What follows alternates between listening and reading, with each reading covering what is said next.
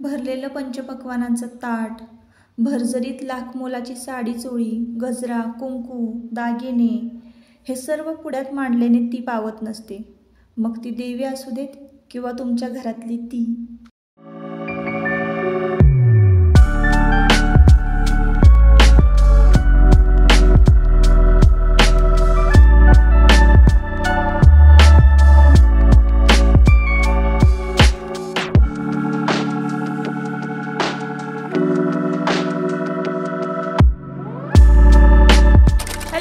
नमस्कार, मी सुप्रिया आणखी एका नवीन ब्लॉगमध्ये आपलं मनापासून स्वागत करते. तुम्हाला आजचा दिवस सुखाचा, आनंदी आणि आरोग्यदायी जाऊ. तुम्ही जी काही स्वप्न पाहिली असतील ती सगळी स्वप्न तुमची पूर्ण होत. त्याचबरोबर शुभ सकाळ सर्वांना. सकाळची वेळ आहे आणि सकाळी सकाळी नेहमीप्रमाणे माझी गडबड चालू आहे. तर ना बरेच दिवस झालं लॉंग व्हिडिओ आपला आलेला नव्हता, तर चला म्हटलं आता फायनली तुमच्याबरोबर शेअर करूया. तर हा जो व्हिडिओ आहे ना ताईंनो, तुम्हाला 5व्या माळेचा आणि 6व्या माळेचा एकत्र मिळून येणार आहे.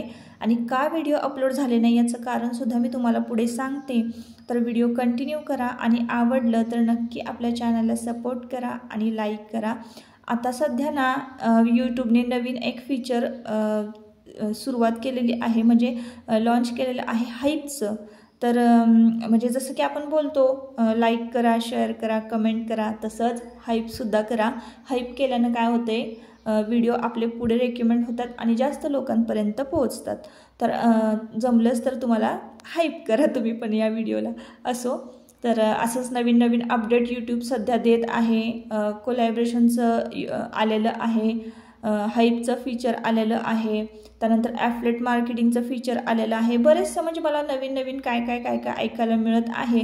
त्यातले फीचर्स, काय फीचर्स जे आहेत आपल्या किती म्हणजे उपयोगाचे आहेत आणि काय कसं क्रायटेरिया असतो. आता ॲफलेट मार्केटिंगचं फीचर जे आहे ना, तर ते फक्त 10,000 सबस्क्रायबर लोकांसाठीच आहे, की जे लोक ज्यांचे 10,000 सबस्क्रायबर क्रॉस आहेत तीच फक्त लोक ते फीचरचा वापर करू शकतात. म्हणजे समजा आता मी काही घेतलेलं आहे तर त्याची लिंक जर तुम्हाला तुमच्याबरोबर शेअर करायची असेल तर मला ते शॉर्ट व्हिडिओमध्ये किंवा लाँग व्हिडिओमध्ये ना टॅग करता येत नाही आहे. ॲफलेट मार्केटिंग म्हणून आहे एक, तर लिंक देतात आणि मग ते तुम्हाला टॅग केलं जातं. तसं मला ते कुठलाही प्रोडक्ट वगैरे जे आहे तर ते टॅग करता येत नाही आहे. त्याच्यासाठी माझे 10,000 सबस्क्रायबर क्रॉस हवेत, तरच मग मला ते फीचर वापरात येणार आहे. असो, तो एक मुद्दा राहिला बाजूला. तर सुरुवाती बघा सकाळी सकाळी की नाही आमच्याकडे दुर्गा दौड निघते आणि दुर्गा दौड निघाली की मग अचानकच मला जाग आली आणि प्रसन्न असा आवाज जो म्हणतो ना आपण आपल्या छत्रपती संभाजी महाराजांचा म्हणा किंवा शिवाजी महाराजांच्या घोषणा, या सगळ्यांच्या घोषणा ज्या आहेत ना त्या ऐकून मन अगदी तृप्त होतं. सकाळी एकदम प्रसन्न गेली बरं का ताईंनो. आणि त्यानंतर मग आंघोळ वगैरे झाली, नेहमीप्रमाणे आरती झाली, माळ चढवली आणि मग इकडं मी ना आता शॉर्ट व्हिडिओ एक शूट करत होते.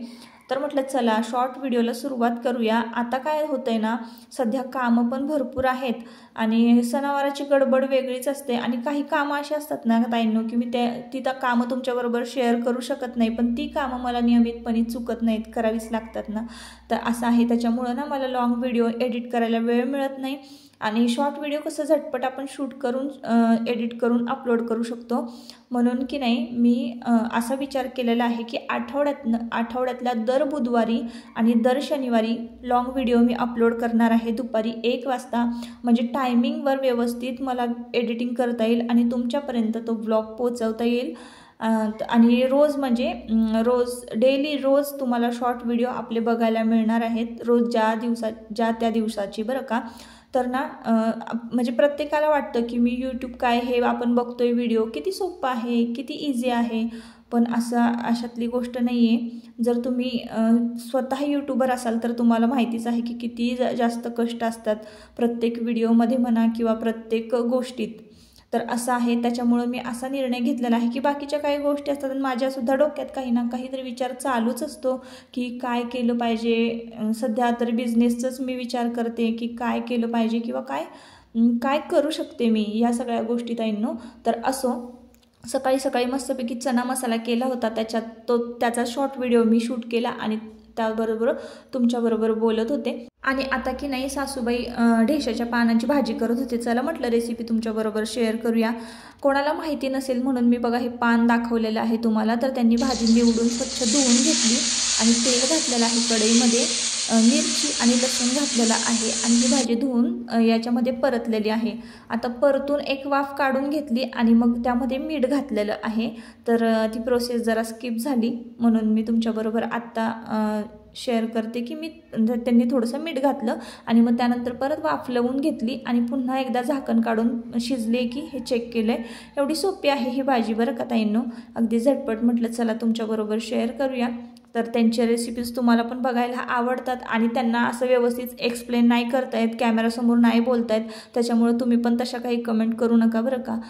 त्यांची रेसिपी फक्त 1-2 रेसिपीज ज्या आहेत ना कधीतरी त्यांच्या मनाला वाटलं तर त्या करतात आणि मी पण तुमच्याबरोबर त्यांनी केलेले पदार्थ रेसिपीज शेअर करत असते. असो, तर आज ना 6वी माळ आहे आणि आजचा शुभ रंग आहे राखाडी. तर राखाडी कलरची मी इथे साडी नेसलेली आहे. तर ही साडी ना ऑर्गेन्झा आहे, ऑर्गेन्झा टाईपच याचं मटेरियल आहे. तर असं फॅब्रिक म्हणजे ना मस्त आहे, एकदम चापून चुपून बसते जरी ऑर्गेन्झा जरी असली तरीसुद्धा. आणि त्याचं कलर कॉम्बिनेशन बघा ना आणि डिझाईन खरंच खूप छान आहे. मला ही साडी खूप आवडली आणि ही साडी मी कुठून घेतलेली हे सुद्धा मी तुम्हाला सांगते बघा. तर इथे बघा हत्ती, मोर आणि बाकीचं आजूबाजूचं इतकं नक्षीकाम सुंदर होतं ना आणि कलर कॉम्बिनेशनचं जे काही होतं की नाही त्याच्यामध्ये केलं होतं खूप छान. मला त्याची काठसुद्धा खूप आवडली. आणि फॅक्टरी आउटलेट म्हणून एक इंस्टाग्रामवर हे आहे, ID आहे, जाऊन तुम्ही सर्च करा. तिथं तुम्हाला त्यांच्या बऱ्याच साऱ्या व्हरायटी साड्यांच्या बघायला मिळतील. तर तिथून मी ही साडी घेतलेली आहे. तर मी काही ऑनलाईन मागवली नव्हती, मी डायरेक्ट व्हिजिट केलं होतं फॅक्टरी आउटलेटला आणि तिथं मी त्यांचं जाऊन बघितलं. तर इतकं भारी ना, एकाच छताखाली तुम्हाला सॉक्सपासून पाय पुसण्यापासून साडीपासून सगळं काही बघायला मिळेल, अगदी बेडशीट वगैरे. आणि ते पण फॅक्टरी रेटमध्ये बरं का, फॅक्टरी रेटमध्ये. तर फॅक्टरी रेटमध्ये ते सगळं देत असतात. ही साडी मला काय 1300-1200च्या आसपास बसली. ही साडी जर तुम्ही बाहेरून विकत घेतली ना तर तुम्हाला 2700-2800 अशी प्राईस सांगतील. तर असो, आता ना सकाळी सकाळी पूजा केली आणि देव्याची काजळी बघा मी कशा पद्धतीनं काढते. तर ना सुई बारीक सुईच्या टोकानं मी वरची काजळी काढून टाकते आणि दिवा असा छान हा अखंड 9 दिवस चालूच असतो. आता हा दिवा जो आहे ना सकाळ संध्याकाळ मी लावते देवपूजा करताना, तर तो फक्त मी सकाळ संध्याकाळ प्रज्वलित करून घेते. आणि अशा पद्धतीनं ना नवरात्रीचं रुटीन असतं. आता नवरात्रीचं रुटीन मी तुमच्याबरोबर शेअर केलं नाही कारण मला घट बसवले ना त्याच दिवशी प्रॉब्लेम होता, पिरियड्स चालू झाले होते माझे आणि मग 5व्या माळे दिवशी मी लगेचच मग सुरुवात केली होती पूजा करायला. तर त्यामुळं ना मी इतक्या दिवस तुमच्याबरोबर व्हिडिओ शेअर नाही करू शकले बरं का. आणि मग आता म्हटलं चला आता हे जे शूट केलेले व्हिडिओ आहे ना तर ते तरी तुमच्याबरोबर एडिट करून शेअर करूया. तर असो, म्हणून मग मी हा 5वी आणि 6व्या माळीचा व्हिडिओ जो आहे तो मी तुमच्याबरोबर शेअर करत आहे. तर रोज सकाळी की नाही माझं हाच नित्यनेम असायचा. घटाला माळ चढवायची, फुलं बदलायची, आरती करायची, धूपदीप लावायचा, हीच पूजा असते. देवघटी बसल्यानंतर देवांना हलवायचं नसतं, स्नान वगैरे घालायचं नसतं. तर अशीच 9 दिवसाची जी पूजा आहे ना ती सेम दररोज अशीच असते. आणि तुम्ही धान्य बघत असाल 5व्या-6व्या माळेला किती छान उगवलेलं आहे, घट संपूर्ण भरून गेलेला आहे. आणि हे घट बसवायचं ना माझं 2रं वर्षच आहे. मागच्या वर्षीच मी देव टाक करून घेतले ना, टाक केले की असं असतं की घट बसवावेच लागतात. आणि ज्यांच्या घरी टाक नाही येत ना तर त्यांनी ते बसवतात की नाही काय माहिती, पण आमच्याकडे नव्हते तेव्हा मी बसवत नव्हते. आता मी टाक केलेले आहेत त्यामुळं मग घट बसवते. हे माझं घट बसवण्याचं 2रं वर्ष आहे. तर असो, इथं नेहमीप्रमाणे बघा हे असं छान फुलांनी सजावट करायची, शेवंतीच्या फुलांनी देवांची फुलं वगैरे बदलायची, नमस्कार करायचा.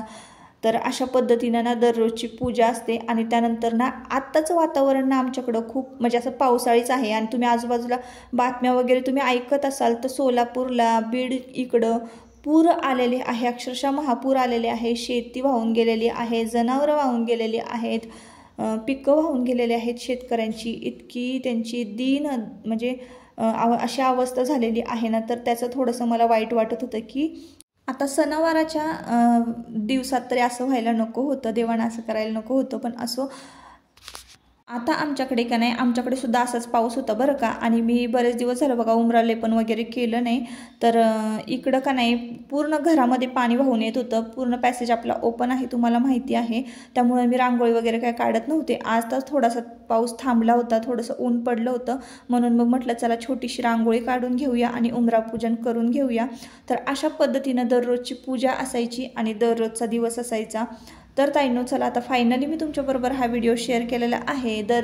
दर बुधवारी आणि दर शनिवारी आपला दुपारी 1 वाजता लॉंग व्हिडिओ अपलोड होणार आहे आणि रोजच्या रोज आपले शॉर्ट व्हिडिओ अपलोड होणार आहेत. तुमचं यावर काय मत आहे मला नक्की कमेंट करून सांगा की तुम्हाला रोज व्हिडिओ बघायला आवडतील, नक्की सांगा. सरळ सुंड वक्र तुंड त्रिनयना दास रामाचा वाटपा हे सदना संकष्टी पावावे निर्वाणी रक्षावे सुरवर वंदना. जय गणेश उत्सव असू दे किंवा नवरात्रीचे दिवस देवांच्या आरत्या पाठ झालेल्या आहेत. आणि आता ही 6व्या माळीची आम्ही आरती केली आणि आजच्या ब्लॉगचा शेवट मी इथंच करते. परत आपण पुन्हा भेटूया नवीन एका ब्लॉगमध्ये. तोपर्यंत स्वतःची काळजी घ्या आणि मजेत राहा. आणि हो बघा मी अशी छानशी कानातले घातले होते, छोटासा नेकलेस घातला होता. आणि या साडीवरचा ब्लाऊज काही माझा शिवून झाला नव्हता, त्यामुळं मी आपला वेगळाच वेअर केला होता. असो चला बाय.